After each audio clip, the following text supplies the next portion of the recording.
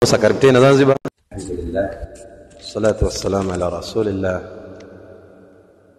nabiyina Muhammadin wa ala alihi wa sahbihi wa sallam. Ndugu zangu katika imani, mimi nimeambiwa nifunge muhadhara. Na kufunga muhadhara hapa ni kusoma tu kafaratul majlis tukawa tumeondoka. Lakini haitakuwa busara sana isipokuwa tangulize neno japo moja, nalo ni kumwombea shekhe wetu Sheikh Abu Musa Kiza, Allah muhifadhi,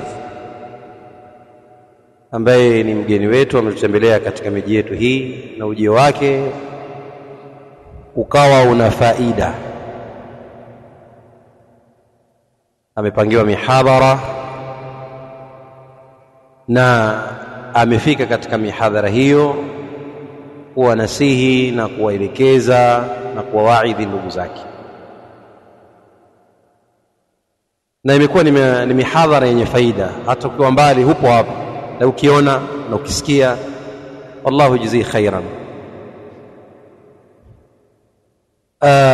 Yaliyozungumzwa ni mengi na mimi sina cha kuzungumza, nikizungumza nitaharibu, lakini nitarejea pale pale tunapo nasihiwa na tukasikiliza nasaha. Baadhi ya wakati zile nasaha huwa zinaharibika kwa mambo mawili: imma su'ul qasdi au su'ul fahm, kusudio baya au ufahamu mbaya. Na haya ninazungumza kwa sababu ya kile swali ambalo liliulizwa hapo kuhusu da'watu salafia, kwamba inafarikisha masalafi, wanagawanya watu, na Allah amewakataza watu kugawanyika.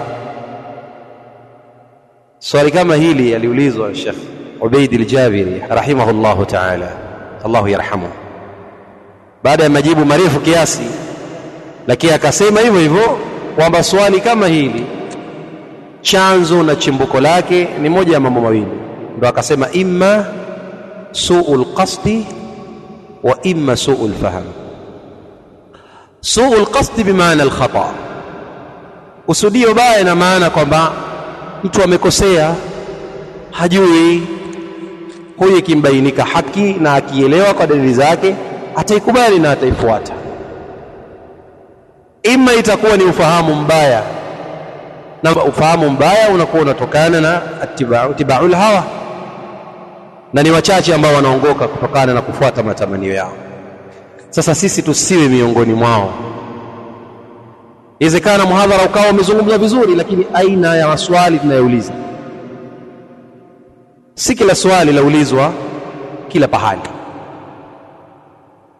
na baadhi ya wakati si lazima uulize, kwa sababu mara nyingine maswali yanayouliza yanajenga maswali mengine ambayo yanahitaji ubainifu mpana zaidi. Yakijibiwa kwa muda mfupi, yanakuwa hayapatikani ule ufahamu wake. Hii inazungumza kwa sote, ile fursa maswala tunayopewa tujiulize, je, nina sababu ya kuuliza? Na sababu, na swali langu litakuwa ni swali lenye kuelekeza na kufundisha. Tuchunge sana, tuangalie hilo, tuchunge sana na hilo tuliangalie. Alhamdulillah, hadhara ulikuwa mzuri na maswala yalikuwa ni yenye kujenga, lakini bado tuna haki ya kujiuliza sisi wenyewe, hichi ninachouliza, je, kitauweka wazi muhadhara au kitafungua muhadhara mwingine, au kutahitaji majibu ambayo yanahitaji muhadhara mwingine? Je, ilikuwa ni pahali pake? Kwa hili na nasihiana mimi na ndugu zangu katika namna ya kuuliza, tusitumie vibaya nafasi ya kuulizana, wala simkusudii vibaya yoyote. Nimekuwa hapa kwa ajili ya kufunga muhadhara na kwa sababu nilitokeza. Sawa? Kwa hiyo Allah kubarikini sana na kulipeni kila la kheri, na Allah mlipe kheri shekhe wetu. Ratiba imeisha, lakini kiombo inaweza kufunguliwa vile vile. Kwa hiyo shekhe wetu Abu Musa, karibu tena Zanzibar. Hapa ni kwako au kwenu. Kwa ukiona una haja ya kuendelea, basi taendelea. Mashaallah, misikiti ya kisalafi hapa tuko nayo mingi sana. Hii ni neema ndugu zangu, hii ni neema. Hivi vituo hivi ukienda katika miji ya watu, tena mijini kabisa, unaweza ukalia wewe.